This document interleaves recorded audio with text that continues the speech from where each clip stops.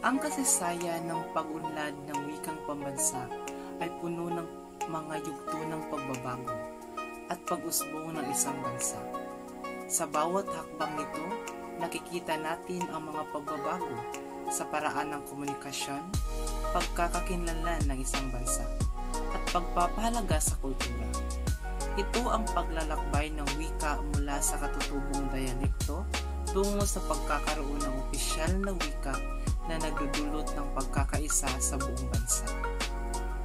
Sa pagsusuring ito, ating talakayin ang mga pangunahing yugto ng pag-unlad ng wikang pambansa. Simulan natin sa taong 1935 sa Ligang Batas ng 1935,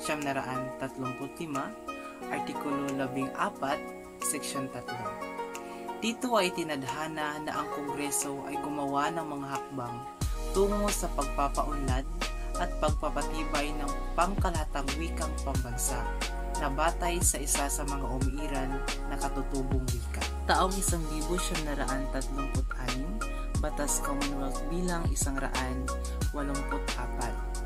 Itinatag ni Pangulong Manuel Quezon ang surian ng wikang pambansa batay sa Batas Commonwealth bilang 184.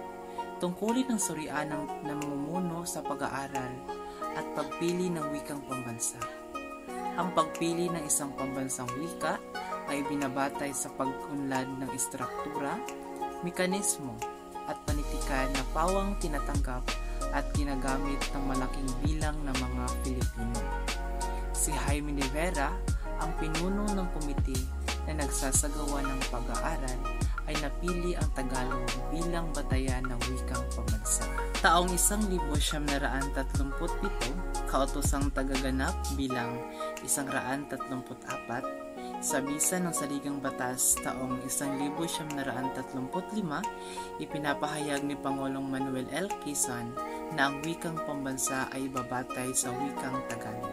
Noong 1940, kautosang tagaganap bilang 263. Pinalabas ni Pangulong Manuel Quezon ang kautosang tagaganap bilang 203. Ito ay nagpapahintulot sa pagpapalimbag ng talatinigang Tagalog, Ingles at Barirala sa wikang pambansa. Pinasimulan nito ang pagtuturo ng wikang pambansa sa lahat ng paaralan sa buong bansa. Noong 1946, araw ng pagsasarili, Hulyo 4, 1946. Sa panahong ito, ipinagkaloob ng Amerikano ang kalayaan ng mga Pilipino. Ipinapahayag na ang opisyal ng wika ng bansa ay Tagalog at Ingles, na binatay sa Batas Commonwealth bilang 570. Taong 1954, Linggo ng Wikang Pambansa, Marso 26, 1954, nilagdaan ni Pangulong Ramon Magsaysay ang proklamasyon bilang 12 na nagpapahayag ng pagdiriwang ng Linggo ng Wika. Ibinibase sa surian ng wikang pambansa ang proklamasyon sa kaarawan ni Francisco Balagtas, Marso 20 hanggang Abril 4. Taong 1955, Linggo ng Wikang Pambansa, Setyembre 23, 1955. Nilagdaan ni Pangulong Magsaysay ang proklamasyon bilang 186 upang ilipat ang Linggo ng Wika mula sa ika-13 hanggang ika-19 ng Agosto bilang pagunita sa kaarawan ni Manuel L. Quezon. Taong 1959, kautosang pangkagawaran bilang 7, Agosto 13, 1959, pinalabas ng kalihim ng kagawarang edukasyon na si Jose E. Romero. Ang kalihim ng kagawaran ng edukasyon ay pinalabas ng kautosang pangkagawaran bilang 7 na nagsasaad na ang wikang pambansa ay tatawagin ng Pilipino. Taong 1963, Pambansang Awit ng Pilipinas.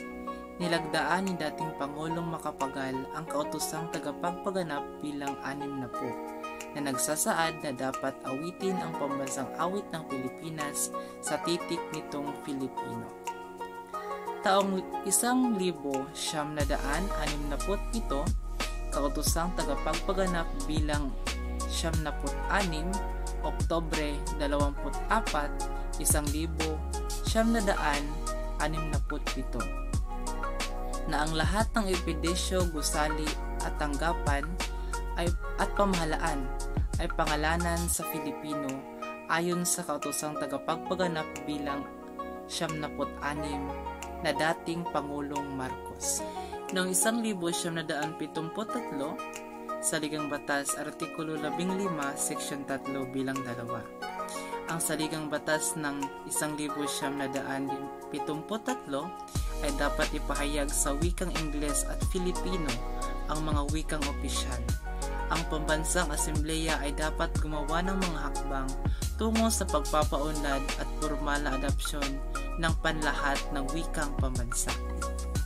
Taong 1987, Saligang Batas, Artikulo 14, Seksyon 6 hanggang 9. Pebrero 2 at Agosto 6, 1987. Dito nadeklara ng Komisyong Konstitusyonal na binuo ni dating Pangulong Cory Aquino na ang wikang pambansa sa Pilipinas ay kilalaning wikang Filipino. Ayon naman sa kautosang pangkagawaran bilang 81, nagtakda ng alpabetong Filipino na binubuo ng 28 letra. Lagi nating tatandaan na sa pag-unlad ng wikang pambansa, napakahalaga na maunawaan natin ang mahabang proseso ng pagbuo at paglaganap nito, mula sa mga unang panahon hanggang sa kasalukuyan. Naging sukatan ito ng pagkakakilanlan at pagkakaisa ng bansa. Ang wikang pambansa ay hindi lamang simbolo ng ating kultura at kasaysayan, kundi pati na rin ng ating pag-unlad bilang isang lahi. Sa pamamagitan ng pag-aaral at pagpapahalaga ng ating wika, na ipapakita natin ang pagmamahal sa ating bansa at pagrespeto sa ating mga ninuno. Isang malalim na bahagi ito ng ating pagkakakilanlan na dapat pangalagaan at ipasa sa ating susunod na mga henerasyon. Yun lang po at maraming salamat.